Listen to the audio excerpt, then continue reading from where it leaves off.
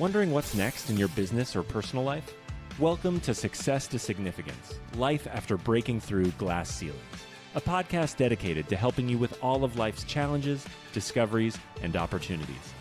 Whether you're seeking a new career, retirement, or simply wanting to make an impact in your community or the world. Join Jen Du Plessis and her guests as they explore how to start, what to do when you're in the thick of a change or growth, and how to leave a mark in this world after breaking through your next achievement.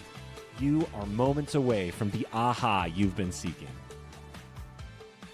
Well, hey, everybody, we are here. We're chit-chatting about cruising, which is so funny because I seem to always talk about this, but this time of year when I start doing podcasts, most of the people that I've met on some type of a business cruise, and that's why there's a plethora of people, at the beginning of each year, because I start my cruising again, right, for the year.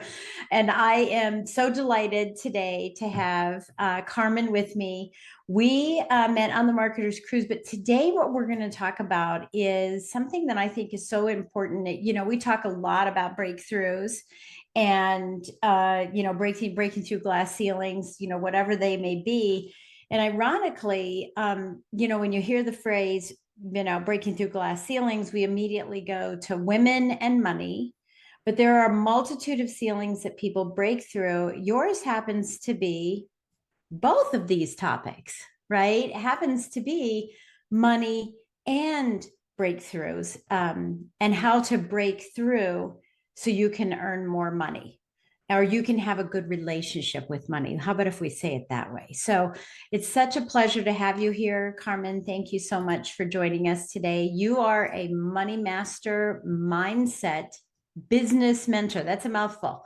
But a transformational healer, and I'm not going to read everything about you because we do have your bio in here, but I want to make sure that everyone knows that you've been recognized as a thought leader in personal and business transformation, and that you've been featured in the landmark book, What Color is Your Parachute?, which is so related to money, definitely related to money.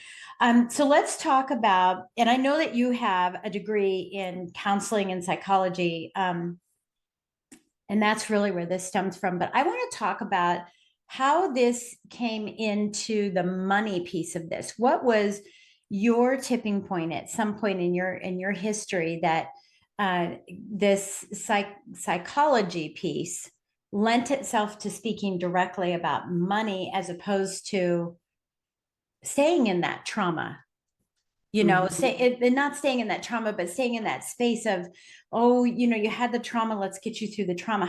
Why did it go specifically to this wonderful niche of money? Well, I can thank the universe for kicking a certain job out of my life for that happening. I had three different things going on in my life. I had a private practice. I was a professor at a graduate school in counselor education. So I was teaching people who were becoming licensed professional counselors. And I had my own coaching program. And then I also coached in the corporate world, top leaders for Price Waterhouse and Facebook. Mm-hmm. And all of a sudden, one year, it was 2015, so this is 10 years ago, my position and my program were cut at the end of 2015. Yeah. And then the other program that I had, which was, coaching top executives, that program was cut. And my private practice was always sustained by referrals. My students referred me clients. My clients at PwC and Facebook referred me clients. I never had to go looking for clients. So suddenly I was in this space of not having my next gig lined up. And I'm a planner. I always have my next gig lined up, if I'm going to make a move or do something different. Yeah. And what became exciting to me was really noting the difference between the clients that I was serving as an executive coach versus those that were entering the helping professions who were trading dollars for hours. Yeah. And I became very fascinated. Okay, what's the difference of that mindset? It's big. Yeah. It is big. And I decided to fall down the rabbit hole in that area and became highly interested in it. And also added to my expertise because I've always been fascinated with neuroscience. How do you get to that subconscious level? Because our subconscious drives, 95% of our brain functions. So how do you get to that operating system to overwrite beliefs and programs that are no longer serving, like bad money stories and relationships with money that are limiting? So that's how I ended up being into this area of money mindset. Yeah, I love that. And, I love how your curiosity drove you there. And now that's, the piece of it. It's ironic because, my coaching is about not trading dollars for money, but it's not in the mindset space. It's more the tactical side of things, right? And getting those skill sets increased, getting those things increased up. Now, one of the things, and it's, it's funny, I normally don't talk about the gift that you have before right now, but I do want to talk a little bit about it that you're going to have for everybody, because this gift is the 9 keys to massive wealth and impact. And, while we don't have all the time to speak about each one of them, tell me about one of these keys that you think is the most overlooked, or the key that is the most difficult for people to get to. And it could be, and maybe there's one that's overlooked that's super easy, and then there's one that people have the most difficulty with. And how do you help them get results from that key? I think the biggest one that stands out for me is, and it will be is your self-concept and your identity. Yeah. Because our beliefs support our identity. Mm-hmm. And we're always putting out a sense of our identity, our self-concept to the world. And we also put that out energetically. Mm-hmm. And why that matters in regards to money is, if you see yourself as somebody who is wealthy, you act in accordance to that. You embody that. You embody that energy. You embody the beliefs. You embody the actions. You embody just the connections. Wealth loves company. So you surround yourself with wealthy people or like-minded people who are successful. And so I really believe that's one that's often overlooked, because people think they have to have all the tactics first, or have goals that they achieve step by step. And what I found is that the fastest way to pull yourself toward your financial goals is to change your identity to that of a wealthy person, and start thinking about how you show up differently. Mm-hmm. Mm-hmm. Yeah, I love that. It's sort of the fake it till you make it, right? Is it the fake it till you make it, or is it a little tweak on that you don't want to be throwing money around, fake it till you make it, and you put yourself in debt, because then you really won't become very wealthy. But is it the posturing, who you're hanging out with, I've got this phrase that I use in all my speaking and activities that I do. And I don't do anything for FOMO. I only do it for promo. Right. And so I think the FOMO becomes the scarcity mentality, and the promo becomes the abundance mentality. So is it the mentality? Is it the way you look? Is it where you hang? Give us a little more insight on what does wealth identity mean? And I know there's limiting beliefs that people have to get through as well, but a little more depth in that. Sure. I think people buy from those that are confident. Mm-hmm. And that stand in the value of their expertise and what they bring to the table. And I don't think people buy from burnout and exhaustion. Right. So there is this whole element of, being authentic. So it's not so much of a fake it till they make it, but really thinking about yourself. Okay, 2 years from now, if I were that wealthy version of myself, how would I show up? What would I not do anymore? What would I be focusing on? Mm-hmm. Who would I be surrounding myself with? What kind of books would I be reading? It's not like throwing money out there and, getting yourself into debt, but it's really aligning yourself with the energy and that feeling of worthiness, Yeah. of ease and flow. And it's being your future self now, because you start operating from, okay, if I'm going to be that 2 year from now version of myself, how can I start acting that way now? Yeah. Yeah. Well, it eliminates the one size, right? Right. One side this, one side that, one side this, one right. It kind of eliminates the one size. I love that. Okay. So you said it was going to be an and. So that was overlooked. What's the hardest to overcome? Worthiness. Yeah. It's the whole feeling of, worthiness, especially if you were programmed. And I'll just give you a little, antidote from my upbringing. I grew up on a farm in West Central Minnesota, and everything was about hard work. And I'm the oldest of 3 children. So by the time I was 10 years old, I was driving tractor, helping with a lot of unpleasant, some things were fine to do on the farm, but some things were unpleasant, like having to cut balls off pigs. Yeah. Yeah. I know. And what I was drummed into my head was that I was only worthy of having money if I worked hard enough or struggled long enough to deserve it. Mm-hmm. So the deserving was always attached to this whole notion of struggle. And what was funny is when I really decoded that, when I became very curious about this topic of money mindset, I realized it came from one parent and not the other. And it was the parent I identify with most. I'm a daddy's girl. Yeah. Yeah. And my dad had the identity of, we're just the dumb farmers.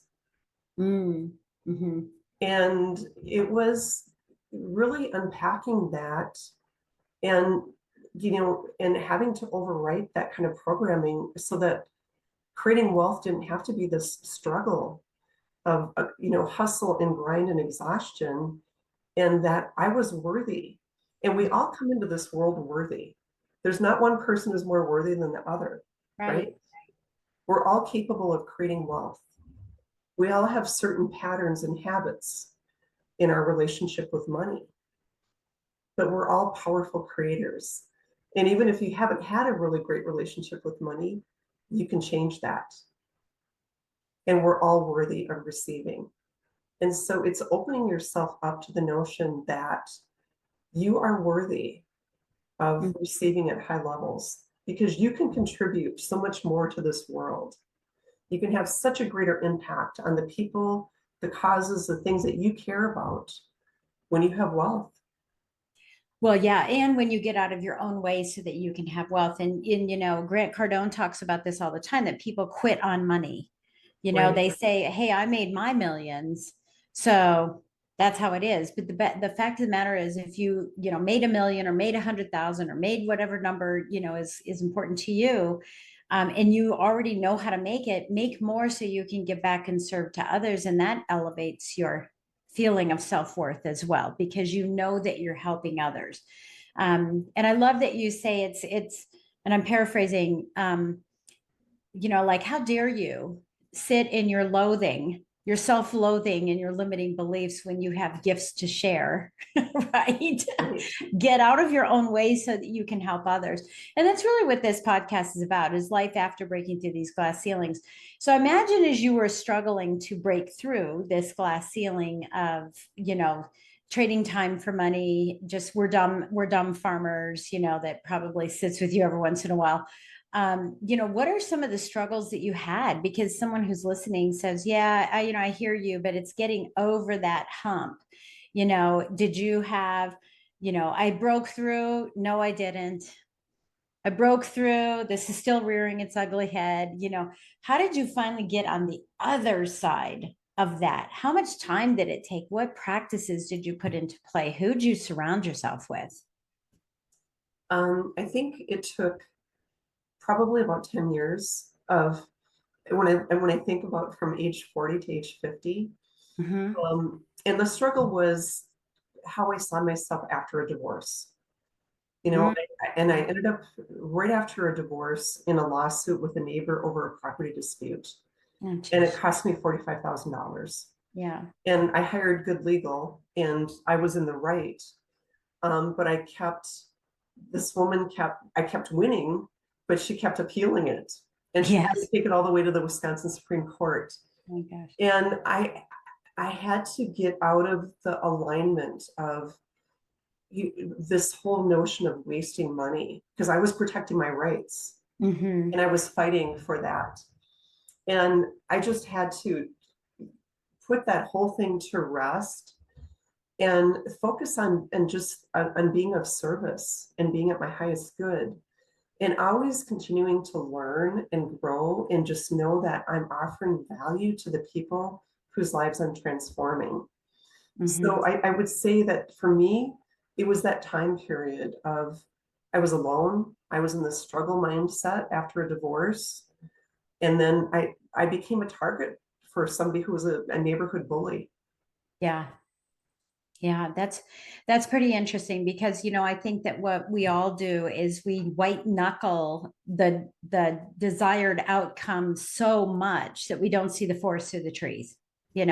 Sometimes we have to let go to grow. And it's not just financially, but it's other ways too. Yeah, I love that.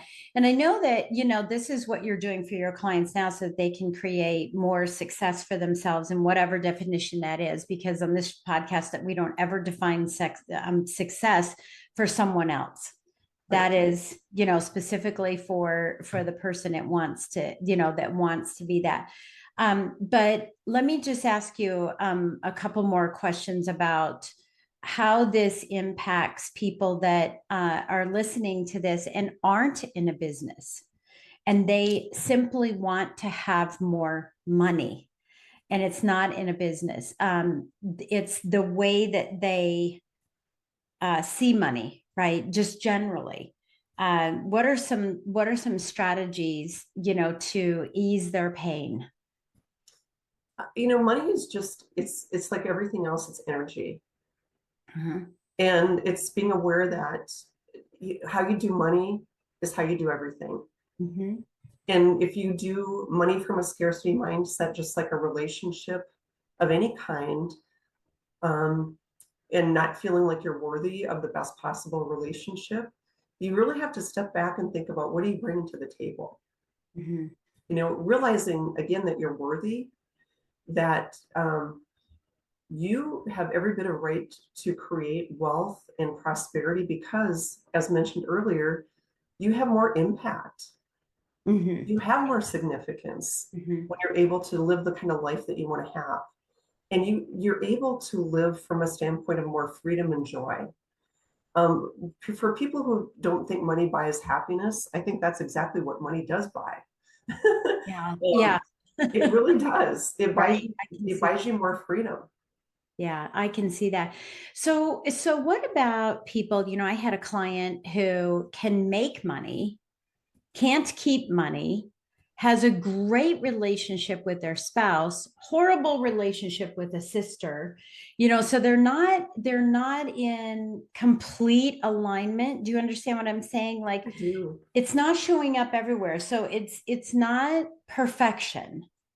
If I have a great relationship with somebody, then I have that same great relationship all the way through and includes money. Why are there, ebbs and flows in different areas?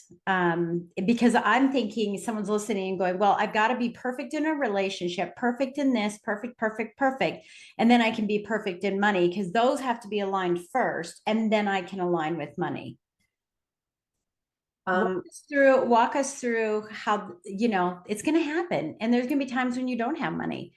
It's how you think about money that allows you to get it back. it's a sense of confidence and ease, Mhm. and really feeling expansive. I think perfection is often the enemy of progress. Yes, of course it And we is. get trapped up in that, especially I think as women. We have to look good, we have to feel good. We always have to feel like, you know, all our I's are dotted and our T's are crossed and everything. Um, we're all doing our level best on any given day. Yeah. And I like that 4 agreements, Yes. because Yeah. your 100% is going to change depending on how you feel on a given day. But if you always do your best, if you're impeccable with your word, and if you don't take anything personally, even, your own opinions of yourself, because we Right. can be so hard on ourselves. Yeah. It's Yeah. just giving yourself grace.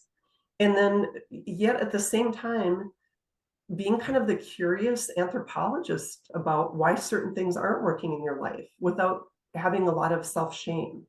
So I think sometimes we get trapped into self-shaming thoughts. So I think we can still inquire to, hey, why is this relationship not working as well as it could be? How can I get that back into alignment without self-shaming? Yeah. So it's kind of that delicate dance of, I'm going to be curious to learn so I can fix this or improve this, while I'm still going to accept who I am right now, knowing that I can always grow and improve, because we're Yeah. always a work in progress. I'm about to turn 60 in 2 months. Oh my God. I never thought I would. I've already been there, done that a couple of years over. All right. That whole notion of, where you're supposed to be at a certain age, and, Yeah. how things are supposed to be, we just get trapped into this disease of comparison at times, comparing ourselves to other people, when I think we just need to look within. And just like you said, what is our own definition of success and significance, and how we want to contribute, and how do we enjoy the journey? Because we're always evolving and growing. Yeah. Yeah. Well, again, that's the one size. Once I do this, once I do that, once I do, yeah. And I love that you're speaking my language, because some of the words you use, I use when I'm coaching people too. I'm using those same kinds of words, where, especially, I call it, comparison is the thief of joy. It is. Because, you don't know what someone's been through to get where you see them today. They were once where you are, right? And they're just further along the path. So if you try to compare and say, oh, I want to be that, and I want to be this person, it's your journey, it's your life, it's the way that things are going to roll out and happen for you. I love this thought of being a curious anthropologist, and making sure that you're looking and digging, but not drowning in what you find, recognizing it to go that way. So this leads me to, another question for you, which is, in your practice, how do you help people make that move? Are you doing hypnosis? Are you doing journaling? Are you doing meditation? Like, what makes you uniquely different in the way that you help people get through these? I don't call them limiting beliefs. I always say, let's move your limiting beliefs to lifting beliefs, right? So how do you move them through that journey? Or in my case, I always say, how do you take out the head trash? Yes, right. Right. What I do is, it's a process called theta healing. And I combine it with a few other techniques, but it's getting back into that theta state in which we were all programmed from birth to age 7. And I don't get into people's story there. I will want to go back, say somebody's feeling a certain amount of anxiety over something. I'll say, take me back to that first time you ever felt anxious about this or whatever. And what was happening in your life? Who said this? And I won't want to get into the story. I want to get to the root belief. And then I use energy testing and have them repeat whatever they said was a root belief. And then I want to find out, how did that serve you? Because what has become a problem was once a solution. That's why you created it in the first place. Yeah. But now it's no longer serving you. But you need to understand, how did it serve you, so that you can let go of it, so your brain doesn't need to repeat that pattern again. Right. And then what do you want to replace it with? And then you reinforce it with the coaching. So I'm the witness to the process. I structure the process. I'm not the healer. Only God does that. But I structure that process, and I'm very, very good at getting to that root cause, and then helping people overrate that, and then coming up with the coaching strategies to take them to where they want to be. Yeah. Are you coaching men, women, people that are, housewives that just have an issue? Is it only business people? What does that look like so that someone who's listening is saying, oh, I'm resonating with this and I'd like to talk to her, but geesh, I don't know, who does she serve specifically? I work with both men and women, Hmm. and I work with anybody. My focus is primarily on entrepreneurs, in particular people who are heart-centered, spiritual-based entrepreneurs who really are driven by impact. Yeah. Those would be my favorite clients because they're motivated. They're Yeah. motivated to achieve, they're motivated to aspire, to make change, and to make an impact. But anybody really who wants to have a different life, Hmm. who's ready to make a powerful change and really align with their divine purpose, because we're all here for a powerful purpose. And I love helping people uncover that, whether it's in their personal lives or in their business. We're the sum total of all of those parts, Yeah. right? Yeah. Of course. Of course. Yeah. Absolutely. Well, so Carmen, someone who is, let's talk, well, okay, I'm going to just talk about this gift that you're going to give. It's the 9 keys to massive wealth and impact. And I love this PDF. It's very colorful, by the way. I love this here. But tell us what someone will get as a result of going through this self-assessment. You'll get some great points that are very simplistic, but ways to build on. Really thinking about how to create more wealth in your life and how that leads to more impact. And it also enables you to sign up to attend a workshop that I offer once a month, which is all about creating massive wealth and impact. I offer it once a month, and the price for that, instead of $197, is $47 to attend. And so I invite people into that as well. And for those that want to go deeper with me, then we can have a conversation of what it's like to work with me one-on-one or in a group setting. Yeah. Okay, cool. And I see that link there and everything. So we'll make sure that we have the link to the nine. I got to get the name again. 9 keys to massive wealth and impact. We'll have that in our gift vault that people can go to. And if you wanted to, just not if you wanted to, but leave us with something that is of importance to you and it's on your heart today, for someone who's listening on not feeling defeated, but giving them inspiration that this is possible. Yeah, I just want to say what's on my heart is just telling you that it's part of your spiritual mission to create wealth, because it enables you to live your best life, impact the people you care about, the causes you care about. It impacts you to really enjoy that journey more fully and give back more fully.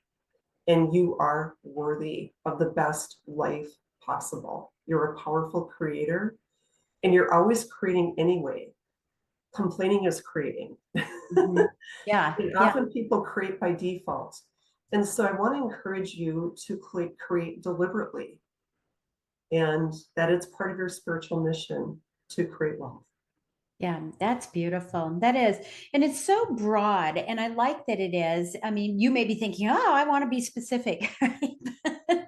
But I think it's so broad that everyone has this opportunity to create wealth in their lives. And again, the decision of wealth is your decision. I used to say, well, when I was working in the corporate world, to somebody, well, she has the luxury of spending time with her kids because she's not working every single day, all these hours that I have.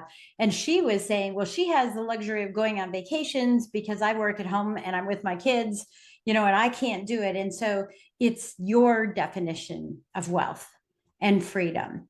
And I think that that is the most powerful, piece of it above all. So thank you so much for being with us today. I sure appreciate it, Carmen. And for those of you listening, get her free gift number one.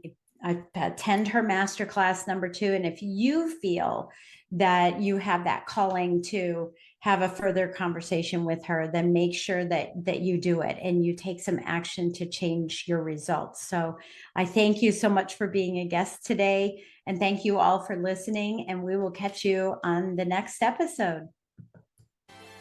You've been listening to Success to Significance with Jen Du Plessis, the #1 podcast for people wanting to give more value and make an impact.